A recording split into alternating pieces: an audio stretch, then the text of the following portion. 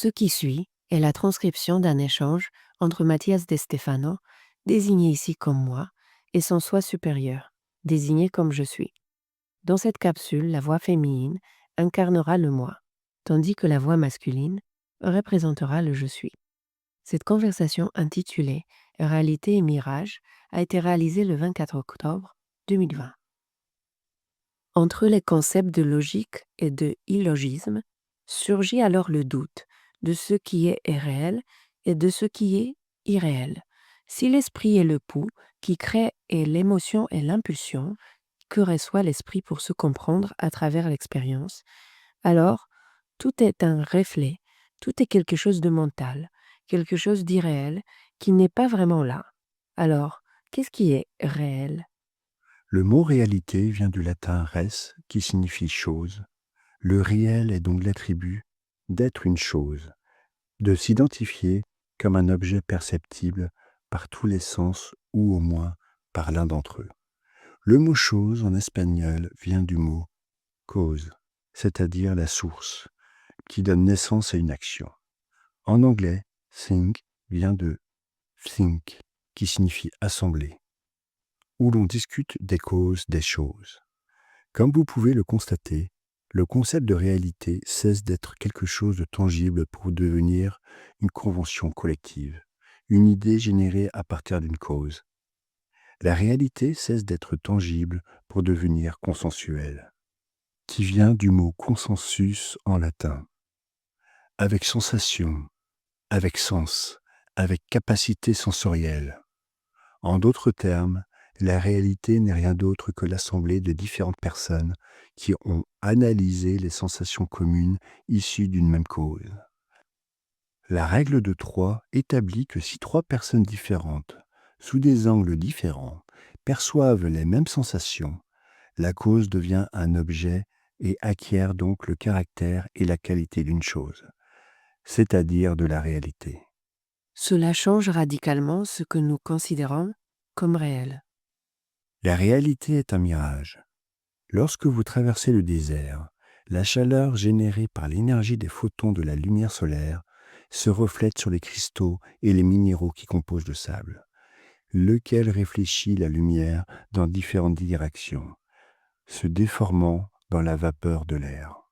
Le sable est la base pour créer un miroir. C'est ainsi que cela fonctionne dans la nature même. La sensation produite est celle d'un reflet du ciel ondulant comme de l'eau, créant l'impression qu'il y a une oasis. Cependant, peu importe la distance que vous parcourez, vous ne l'atteindrez jamais. Le mot miroir vient du mot spéciaux, qui signifie regarder, mais également dans le sens latin qui signifie admirer. Origine du mot anglais mirror. Ainsi, un mirage est quelque chose que vous regardez et qui bouge. Ismo, mouvement. Quelque chose qui n'est pas fixe, qui ne peut être un objectif à atteindre, ni être perçu objectivement, car ce n'est pas un objet. Même si les 3 personnes le voient, elles peuvent également voir des choses différentes, à des distances différentes. Mais cela se produit également dans la réalité. C'est-à-dire que 3 personnes peuvent voir des choses totalement différentes à partir d'un même fait. Si je place une voiture devant vous, l'un verra la couleur, l'autre le modèle, le troisième la valeur. Et peut-être qu'aucun d'entre eux ne verra ce que voit l'autre. Il en va de même pour des faits plus complexes, tels que l'immigration, l'économie, l'avortement, le racisme, l'éducation. Il est très difficile pour les gens de se mettre d'accord sur quelque chose, car chacun a sa propre vision de la façon dont les choses fonctionnent, de ce qu'elles devraient être, mais pire encore, de ce qu'elles sont. L'autre jour, j'ai vu quelqu'un qui avait écrit des faits historiques pour expliquer pourquoi l'Amérique latine était si catholique. Il expliquait depuis l'accord de Constantin à Byzance jusqu'à l'éducation jésuite dans les colonies amérindiennes, qui forçait les indigènes à se convertir sous peine d'enfer et de mort. Et pourtant, j'ai vu de nombreux catholiques américains dire que ces informations étaient fausses, irréelles, et que celui qui avait expliqué les faits historiques ne savait en réalité rien. Cela m'a inquiété, car je me suis dit, comment peut-il y avoir un consensus sur ce qui est bon pour une société si même les faits historiques ou scientifiques ne sont pas considérés comme objectifs? En ce qui concerne le réchauffement climatique, des milliers de données montrent que la Terre connaît actuellement un déséquilibre. Le réchauffement est réel, mais il est également vrai que les cycles de refroidissement et de réchauffement de la Terre sont naturels et beaucoup s'accrochent à cela pour décharger les humains de leurs responsabilités dans leurs activités. C'est très complexe. Si tout est illusoire, si tout part d'un mirage et que la réalité est un consensus, comment parvenir à un consensus dans une société aussi divisée, polarisée et individualiste? C'est impossible. Comment? Comment ça? Sans plus? Oui, Mais il doit bien y avoir quelque chose qui nous mène à un ordre. oui, bien sûr. On les appelle les lois, les codes civils, la justice sociale, le consensus communautaire démocratique. Mais quelque chose d'autre, je ne sais pas, de spirituel. Ah non, il n'y a rien. Ah, je ne sais pas si je dois rire ou pleurer. Bon, je vais essayer d'être plus didactique. Qu'est-ce que la normalité? Ce que nous interprétons comme un objectif dans la vie, ce qui est commun, ce que tout le monde accepte comme logique. Normal vient du mot norme, qui signifie loi ou règle. La norme est ce qui est établi par un groupe sur un autre groupe par consensus collectif et culturel, établi par des paramètres moraux. Morale vient du latin moris, qui signifie coutume, qui donne naissance au concept de mode de vie, comme dans le mot morar, morador, c'est-à-dire celui qui habite habituellement un espace concret. La morale est liée à une culture qui habite un lieu concret et qui, sur la base des coutumes, a établi ses règles de coexistence, ce qu'on a appelé la normalité. Mais la normalité est différente pour chaque territoire, selon ses coutumes et sa géographie. C'est pourquoi, plus un peuple s'agrandit, créant un royaume, un pays, un empire, une colonie, en couvrant trop de territoires et trop de populations, plus il a besoin d'établir des règles communes de cohabitation et créer le code civil, la loi et la constitution, comme moyen d'établir cette normalité morale. Pourquoi le fait-il? Pour maintenir l'ordre, parmi tant de différences.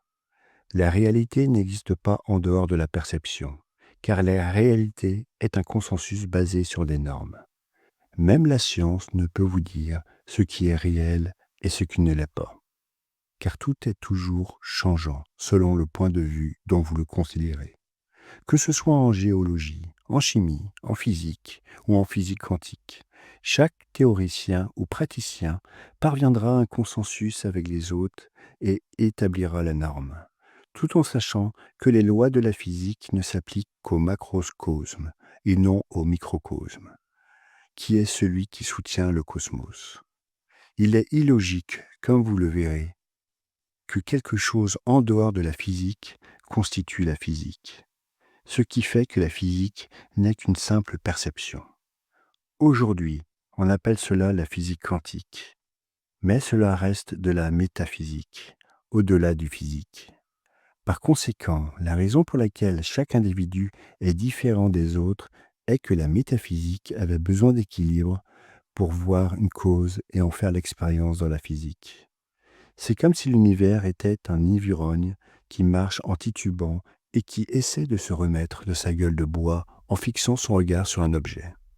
Tout bouge comme un mirage dans de multiples dimensions. Mais il fait l'effort d'affiner son regard en fixant un point fixe, trouvant l'équilibre, l'harmonie, et pouvant enfin réunir tous les mirages et les visions latérales pour créer un objectif, et pouvoir ainsi contempler l'objet devant lui. Chaque être vivant, capable d'admirer l'existence, est comme un œil dans ce grand ivrogne que vous appelez univers, enivré de sensations et d'idées. Tous voient quelque chose de différent et essaient de trouver entre eux un consensus qui leur permette de construire la réalité. Ils le font à travers les normes qu'ils finiront par appeler normalité. Tu ne peux donc pas faire en sorte que tout le monde entre dans la raison et accepte une vision, car la tienne est peut-être également incorrecte. Ne perds pas ton temps à essayer de changer la vision de quelqu'un. Utilise ton temps et ton énergie pour renforcer sa vision en l'élargissant. C'est la clé. Élargir la vision. Et comment? En rendant son point de vue utile.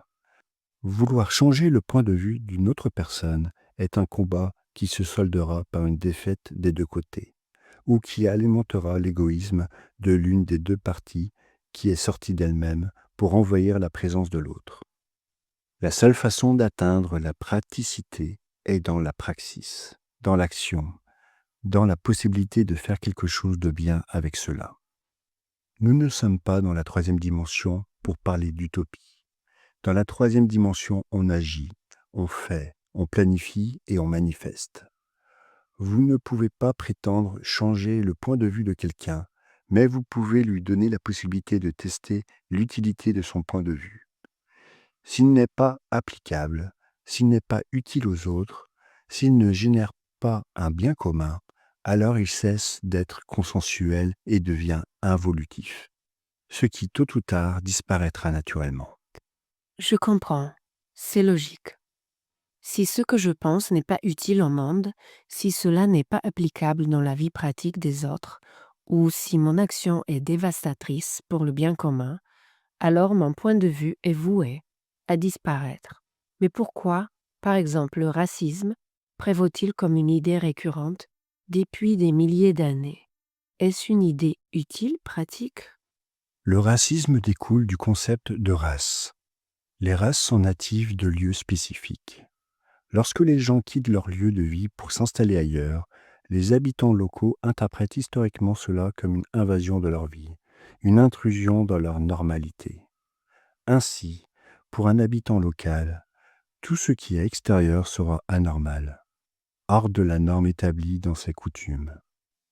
La différence rompt avec la normalité en portant atteinte à la stabilité du groupe, ce qui provoque la peur de l'inconnu, de ce qui peut porter atteinte à la norme, engendre toutes sortes de xénophobie, peur de l'extérieur, d'homophobie, peur de l'égal, d'hétérophobie, peur de la différence, de misogynie, haine des femmes, de misandrie, haine des hommes, et tant d'autres relations de haine et de peur qui ne sont rien d'autre que la crainte de sortir de sa zone de confort.